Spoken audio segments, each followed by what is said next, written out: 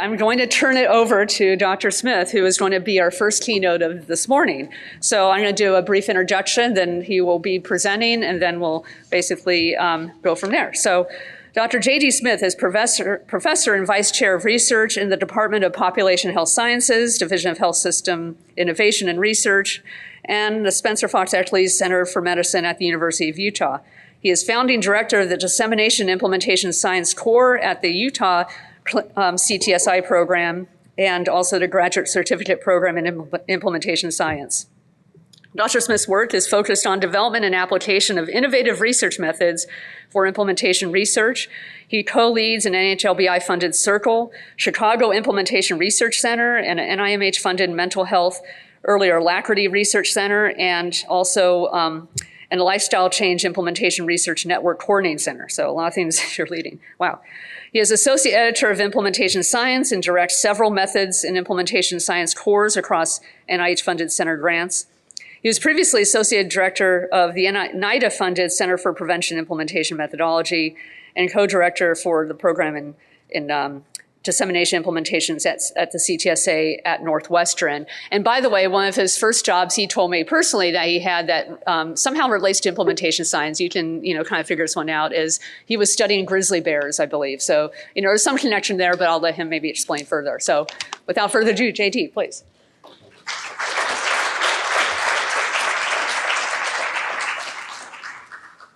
Yeah, it's a different story. Not part of the presentation today. Thank you, first of all, to our hosts, obviously LHS and Mishar and Amy's crew.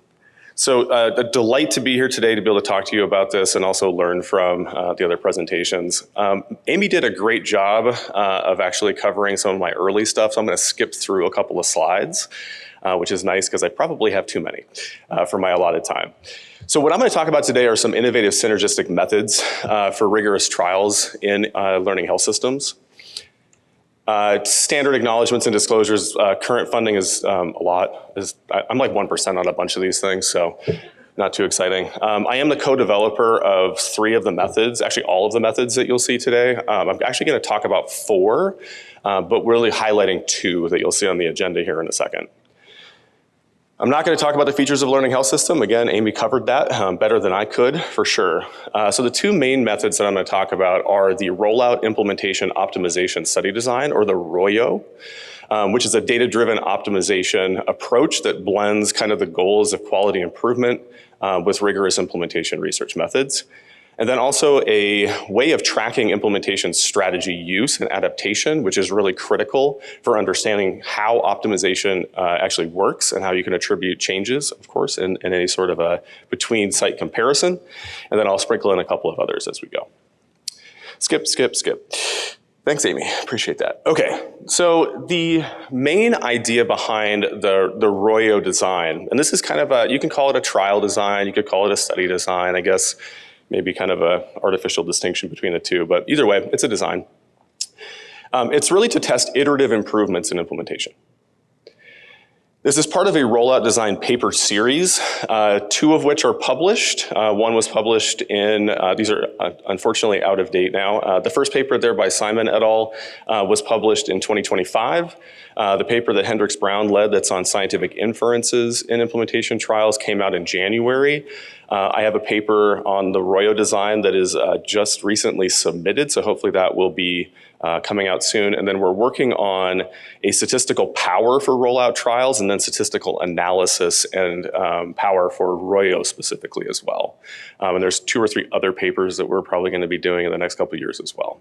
And these are supported by a number of centers that the main authors are associated with. So I'm going to start with the infamous stepped wedge. And I call it infamous because if you've ever done a stepped wedge, particularly in an implementation context, it probably didn't go well. Or there's just lots and lots of challenges, right? So it's a good place to start because we all know what it is. We all probably have our feelings about it. But it's a nice place to start and contrast with what the ROYO design can help you do. So of course, a stepped wedge has steps. And this really is defining the crossover point between one condition and a second condition, typically control and then intervention. In implementation projects, this might be implementation as usual, followed by an active implementation strategy that you're interested in testing. And then the wedges are your data wedges. Again, that's your control wedge and your intervention wedge, and the combination of these within and between site data comparisons gives you additional power compared to a parallel trial, which is why they are often more powerful with a smaller number of sites, which is great for implementation. Rollouts themselves are very good for implementation because they help you logistically kind of balance your resource allocation across those sites. And honestly, in most systems, when they do a big practice change, they do a rollout. They don't just do it instantaneously across the whole system for some of the reasons already mentioned. So what are some issues with the stepped wedge? The assumption, at least statistically, is that all units get the same exposure. And I could probably annotate this with like more or less the same exposure, because certainly, you know, there's some changes that get made. There's some lack of fidelity between the exposures. And so the reality is, you know, they probably really don't. We assume that. We often analyze as if they did. And sometimes we do things in the analytic side of things, like doing an analysis of learning or sequence effects, basically saying, well, did we actually get better over time? Was your position in the sequence of the rollout actually predictive of the effectiveness? And what is that related to? And of course, I think in implementation science, the dirty secret is we're probably adapting, even if we don't tell people we're doing that. And, you know, depends on your perspective. That could be a problem, could be not a problem. So what do you do if implementation strategies are ineffective or you feel like we could just do better? Do you change them? If you talk to a very clinical trial traditional statistician, they will say no. And I've had this conversation with many of them before, like, nope, the idea is you have to keep this the same across all. There are ways, you know, kind of around that. If like your first cluster is horrible, treat it as a pilot, throw out that data and move on to the next, okay? That's one way to do it, but often we don't have enough clusters to then be fully powered to do that. And so if you can change, what do you change? And how do you actually test those differences? So the Royo design was really kind of trying to address these pieces. I started thinking about this design, I think in 2019 with Hendrix Brown, and presented it initially at the DNI conference in 2020. It took me 6 years to get the paper out. I get it. Probably should have got my act together. But honestly, a lot of that was, it's easy to put together a big idea and convince people that this sounds great. It's a whole nother thing to write the details of actually what this means. And it took doing a couple of them to actually get to that point. So in a Royo design, there's a couple of different research questions you can answer, but generally speaking, the main research question is, can we identify an optimal strategy through iterative improvements of our implementation strategy between units and clusters? And I will define what optimal means, and you can have a different definition. That is actually one of the things you have to do with a Royo, is tell us how you're determining what optimal means, and I'll give you what I typically do. So the optimization or tailoring or adaptation feature in a Royo is planful and prospective. And it uses early quantitative and qualitative data to inform tailoring of strategies for your subsequent units in the rollout. Oh, we're already thinking probably like, oh, this is perfect for learning health systems, right? This is data-driven decision-making. But yeah, I'll let you fill in those holes. So some of the assumptions that you have to make with a Royo or have to satisfy is that your first implementation strategy bundle will be effective. So you don't go into the first cluster of clinics holding back additional strategies that you think are going to work. You want a multi-component bundle of strategies that you think are likely to work and are likely to be feasible. So it's a little different than like a SMART trial where you might say like, well, I really think that having a navigator is going to be very helpful in addressing social determinants of health screening, but they're very expensive. So I'm only going to do that if they don't respond to a lower touch. In a Royo, I would say all the things that you want to do that are again, likely feasible and likely to be effective, because you can always prune things as well as add. So it can go both ways. The bundle can then be tailored to improve performance. So you have to have a bundle that is tailorable. So you could think about the opposite side of this as a very simple single component strategy that doesn't have a lot of ways to adapt, not a good thing for a Royo, okay? Because you just don't have a lot of options, not a lot of tools and things to play with. A couple things that a Royo is not. It is not testing 3 or more predetermined strategy bundles. So if you have 3 predetermined bundles, just do a 3-arm trial. That's what that is. You're not using data to determine which ones you should do. You're not tailoring. You're basically saying, I have 3 different options of doing this. That wouldn't be Arroyo. It's also not a fishing expedition. It is not throwing stuff against the wall, collecting data to see what works, keeping those things, and moving on. You have to go into it with this planful and prospective approach. So I'll give a little bit of a little example here to kind of try to make it come to life. So this was a study that, unfortunately, the trial never got funded. We got funding to do the developmental work, get to the protocol and everything to actually do the Arroyo trial, but we could not convince reviewers that pediatric hypertension was an important public health problem, which continues to baffle me to this day. But this was for the implementation of clinical practice guidelines for pediatric hypertension. If you are a pediatrician, you'll know these are very complex. And so actually trying to understand how to implement them is an important issue. There is a general underdiagnosis or underrecognition of pediatric hypertension or elevated blood pressure, kind of the precursor pre-hypertension. The clinical practice guideline that was released in 2017 is very complicated, as I already mentioned. So the primary aim of this study was to optimize a multi-component implementation strategy package or bundle to improve identification of children who actually have or meet diagnostic criteria for one of these conditions. And we were partnered with Safety Net Community Health Centers. So some of the measures that we were going to use to inform optimization, not surprisingly, heavy reliance on the EHR. Which gives you pretty rapid data. There, of course, is quality concerns sometimes, but in the case of Arroyo, if you're using this for your tailoring and indication of whether things are working, it's good enough data. And so these would be things like, are you actually doing repeat BP measurements? What are the diagnostic rates? Are they increasing, of course? We were also using rapid qualitative analysis, of course, and this is rapid qual, but it is like extremely rapid qual. So it is more like actually doing like the notes and reflections, not the like full formal coding. We still do that, but in terms of the decision-making process, it's much quicker than that because as you'll see, your window for making these changes is very tight. And of course, we talked to staff, blood pressure champions. We were going to do physician interviews and also talk to parents. I had left parents out of that.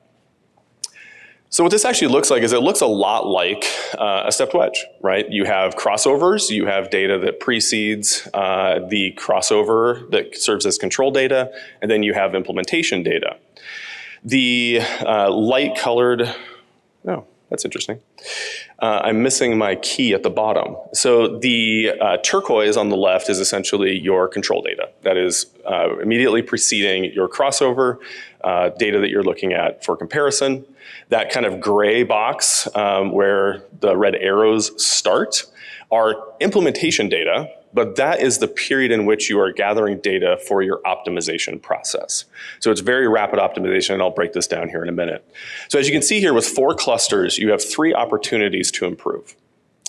So this could, and I'll talk about, again, what improvement means and kind of, what those optimization decisions are. But you can imagine if you have a really effective strategy, with maybe by cluster 2 or cluster 3, you're like hitting your targets, things are looking really good, you might be able to actually dismantle a little bit and see if you can have a more cost-effective strategy compared to the prior, and then changes some of your assumptions. But because this is not combining data and doing the typical analytic approach of a stepped wedge, you're comparing between different clusters, and so that's how you can do that.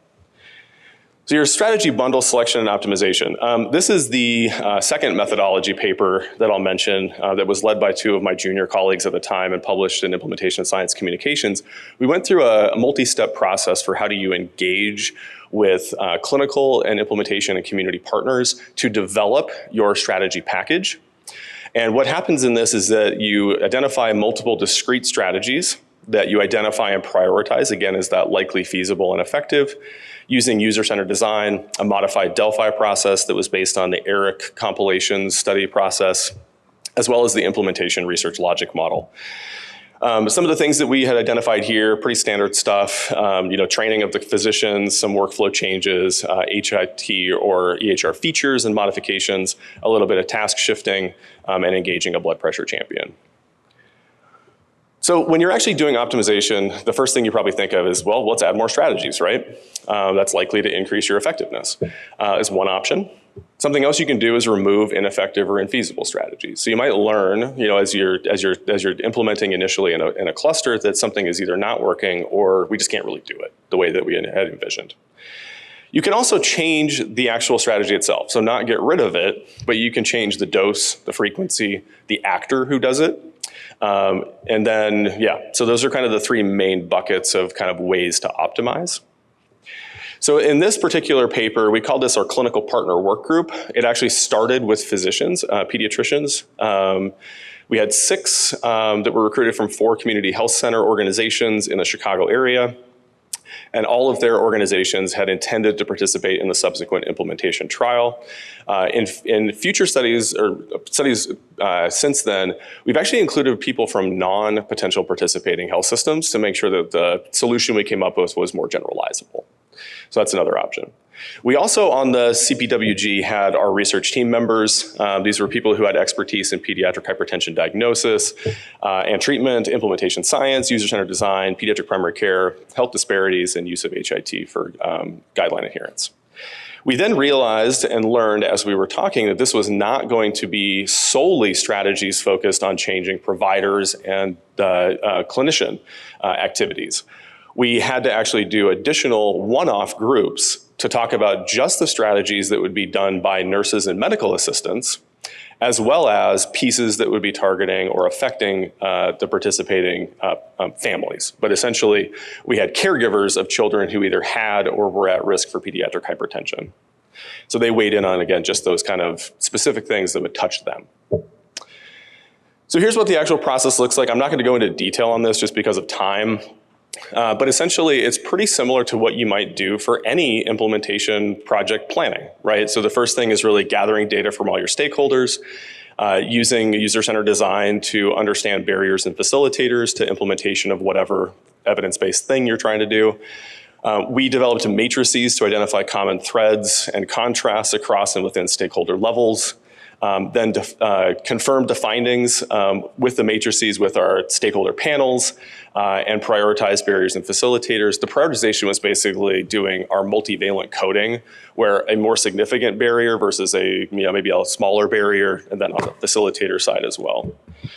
We then operationalized different implementation strategies that were proposed to address those significant barriers.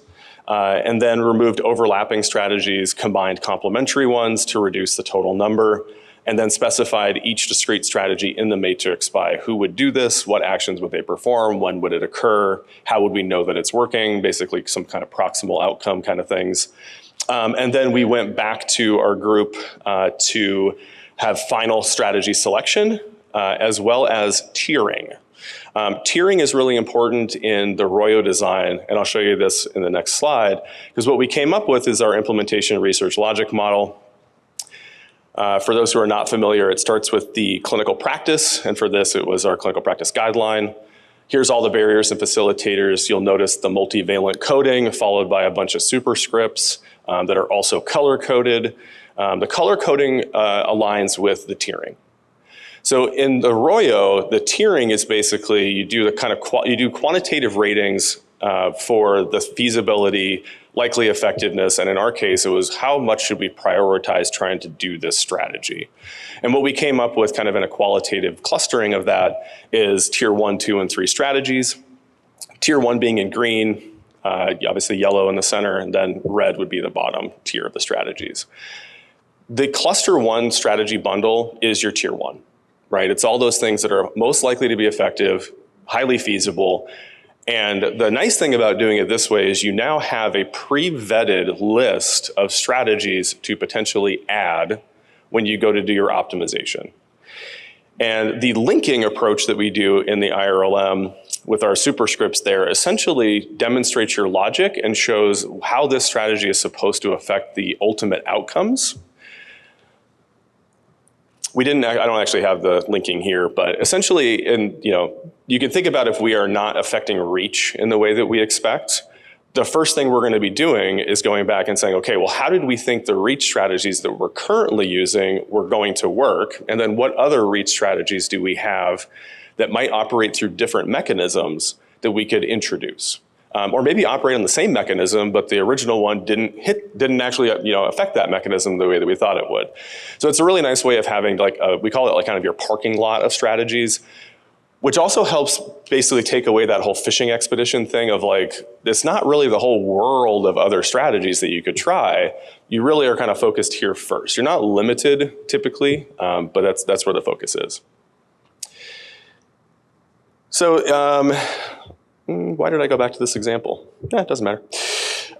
So the actual ROYO interval or the optimization period, as I mentioned, is a little tight. So in the current trial that we're doing, we have a 9-month period or about an 8-month period. It depends, I can't remember exactly what we're doing, but here's an example. So you basically have implementation data collection in your first cluster or first cohort. And in our case, we wanted to have 4 to 5 months of data. We thought that would give us at least some stable estimates that could show whether or not our strategies were working. We then go through a process of pulling the data from the EHR, very rapid analysis of that. Also, towards the end of 4 and 5 months, we start doing our qualitative data collection and doing our very, very rapid qual. Then we actually take that data after it gets processed by our teams and go to our community advisory boards, our implementation partner leadership, because of course we're not going to propose changes that the leadership is not on board with. And then our strategy optimization work group essentially comes up with a final proposal. It gets signed off by the health system and by our community advisory boards. That's that double-sided arrow there. And then you have a couple of months to prepare to implement those changes. So your typical preparation for implementation, of course, is probably going to be an IRB change, any sort of training or additional like EHR modifications. And some of these things, if you know you're going to make the change, you can obviously get started before that. So it doesn't have everything get approved 2 months before, but that's where you really need to have that package for the next cluster done. And that happens 2, 3, 4 times, depending on how many clusters you have.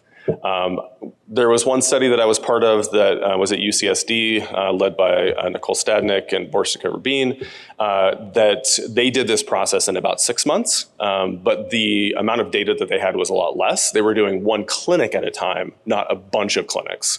So that increased feasibility and they were able to do it on a much more rapid timeline, but that's a bit more of like kind of a pilot ROYO. That was not a fully powered ROYO.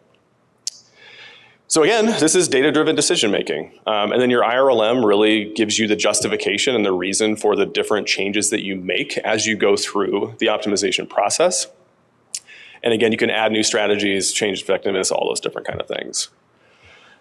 So the definition of what is optimal can differ depending on the needs of the health system, depending on your research question, depending on the actual science of what you're implementing.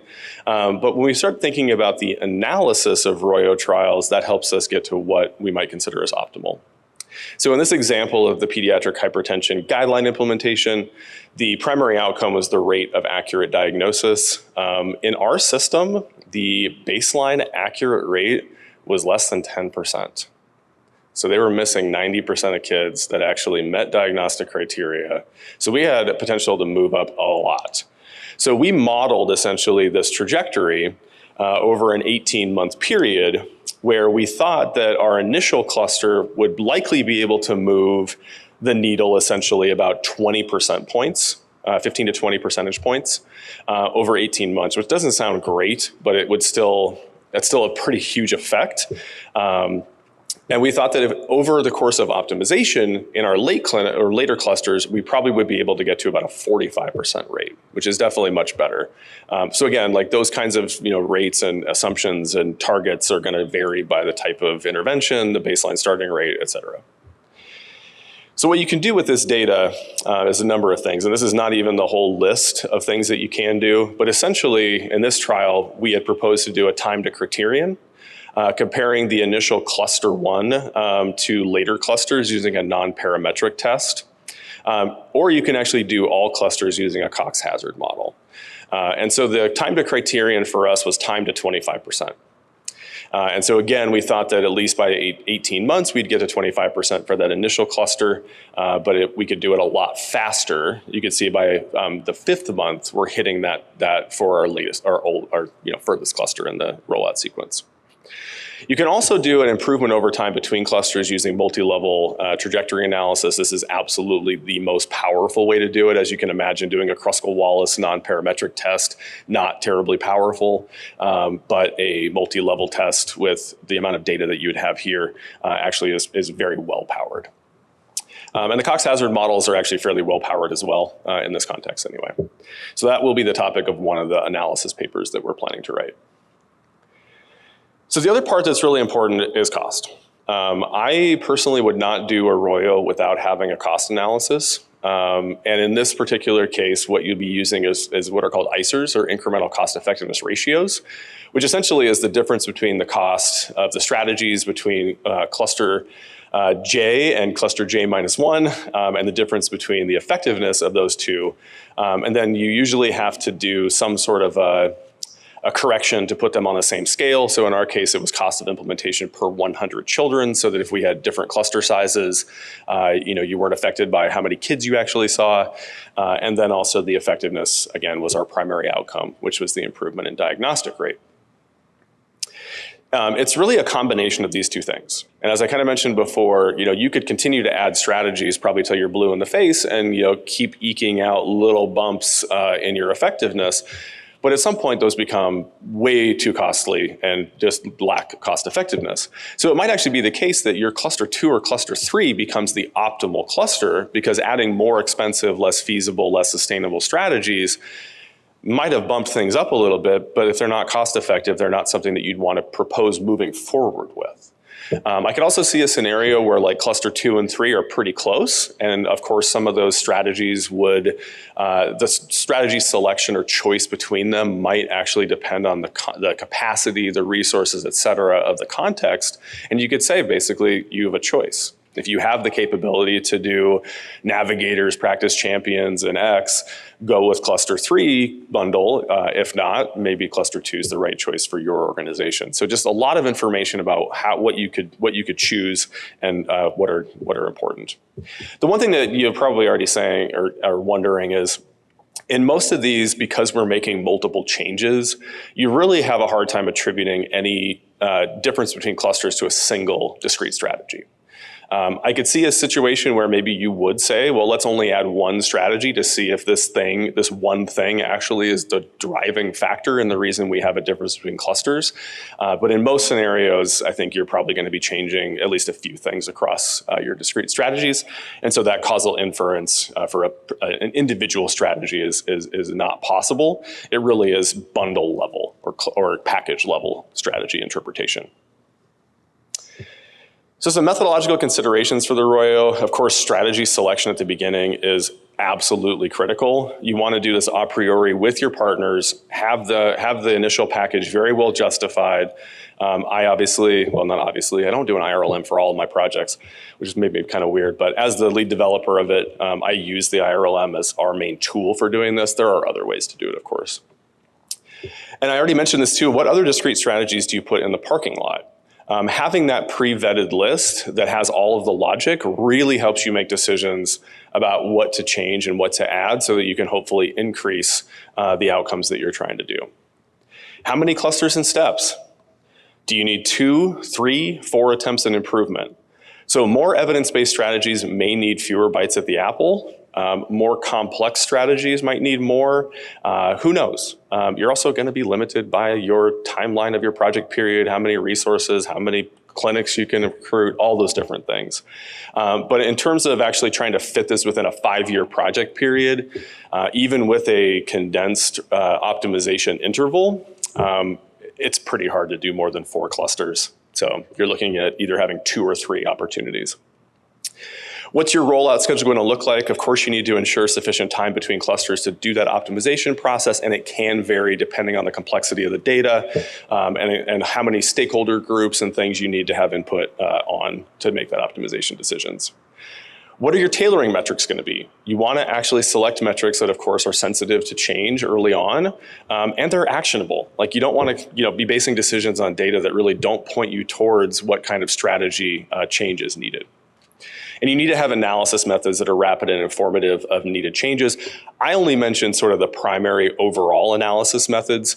For the actual analysis methods that we're using in that optimization period, we're doing things like Short control charts, statistical control charts, of course, a lot of qualitative stuff. But really, you need to do something that's conducive to the type of data and the amount of data you'll have. And then a priori determining what are your thresholds, or at least your process for doing your modification decisions. Again, this is not just Wild West, haphazard, do whatever feels good at the time. You really want to have a protocolized way of making these decisions, and having potentially either targets, thresholds, or another way of saying, is this good enough? And in our current study, we rely very heavily on what our partners want. So we actually had them say, well, what would be a good rate for us to get to?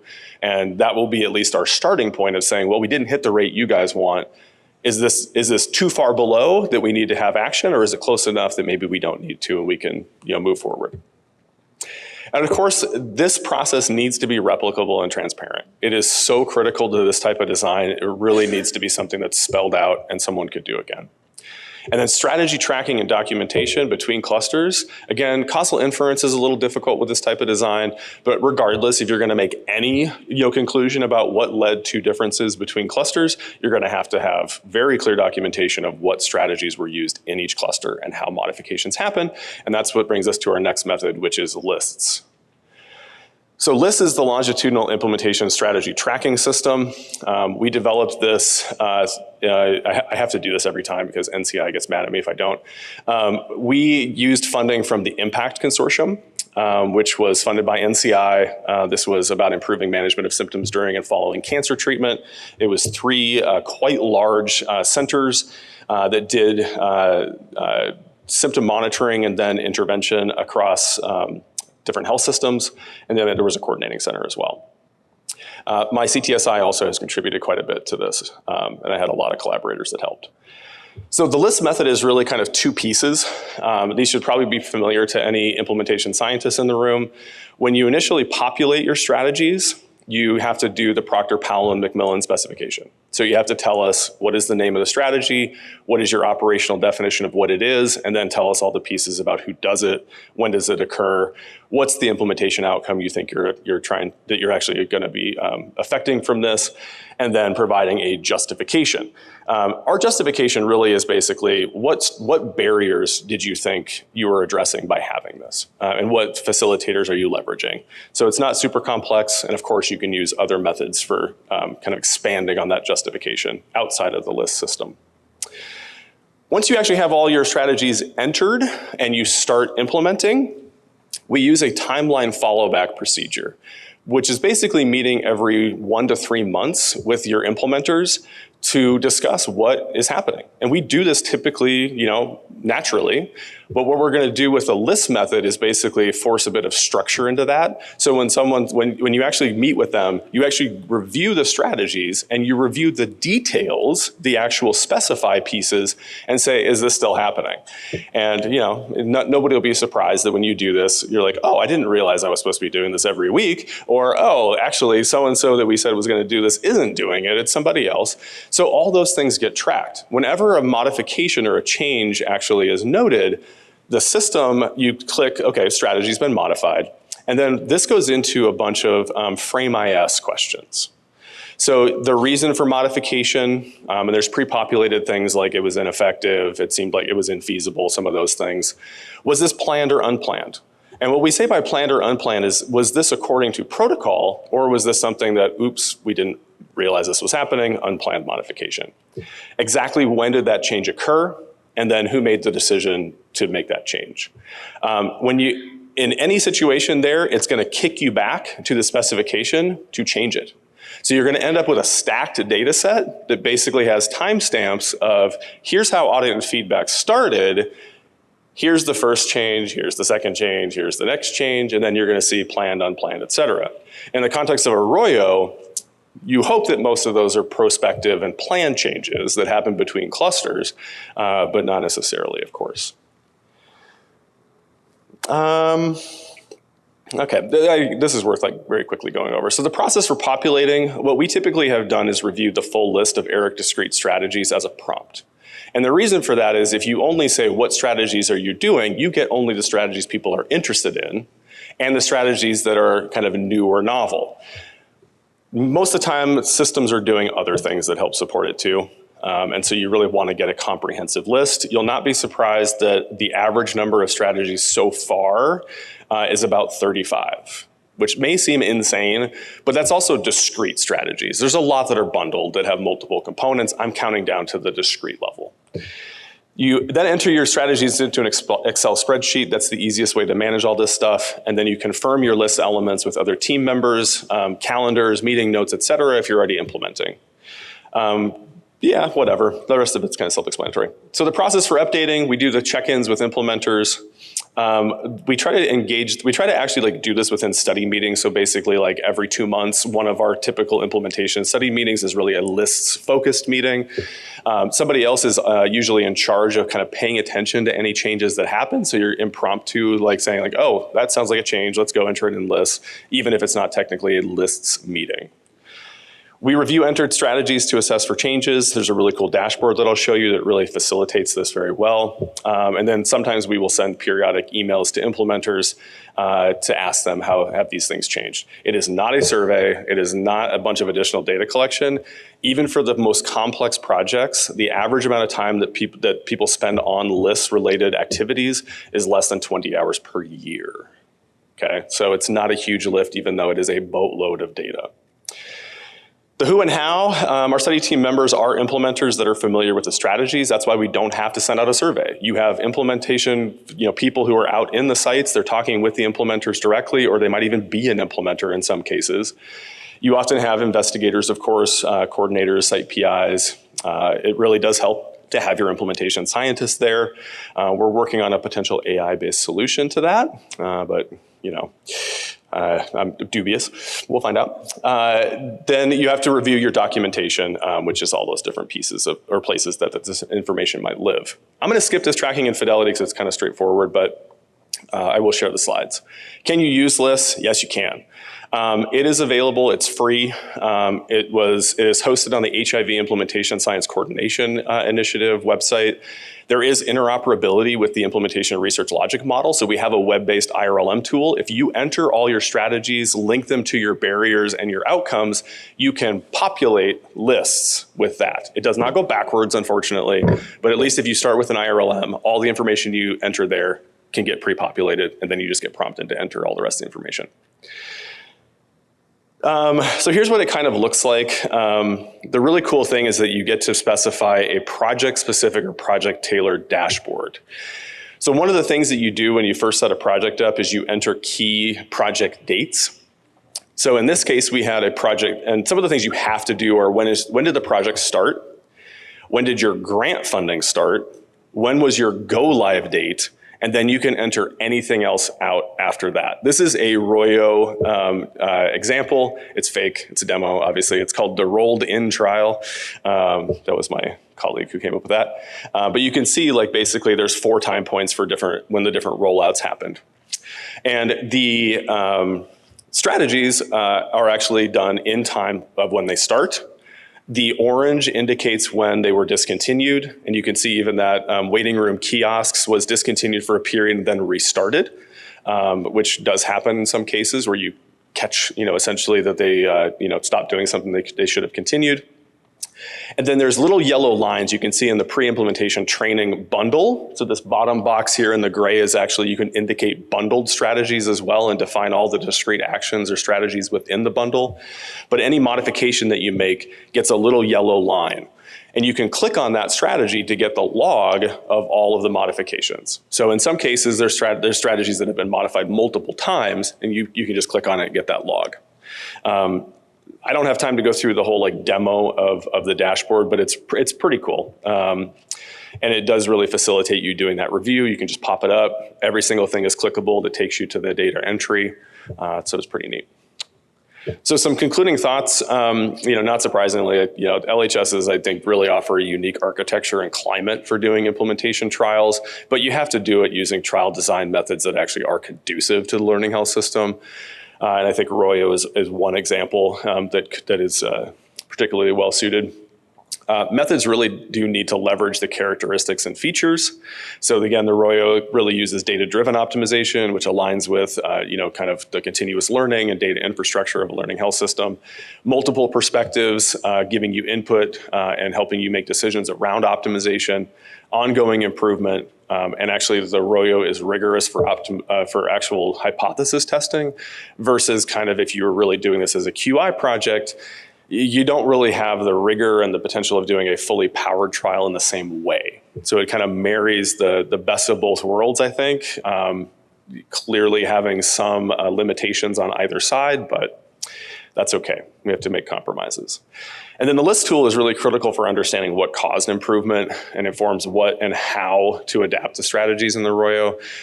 It also, I think, and I've gotten this feedback on a couple of recent grant proposals, that in the summary of discussion, people have noted that they love lists for transparency and potential replication, which again is getting more emphasis currently in review panels. So that's very helpful. And Royo trials really do add rigor and generalizability to what would typically maybe be considered a more quality improvement initiative. So a really good potential solution for that. And I'll leave you with a beautiful picture of Utah.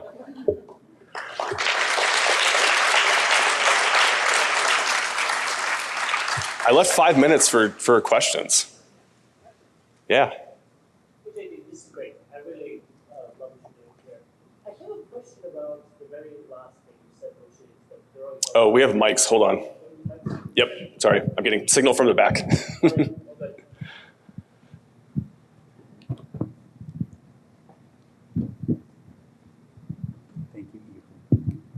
Nope. Yeah, one of those works.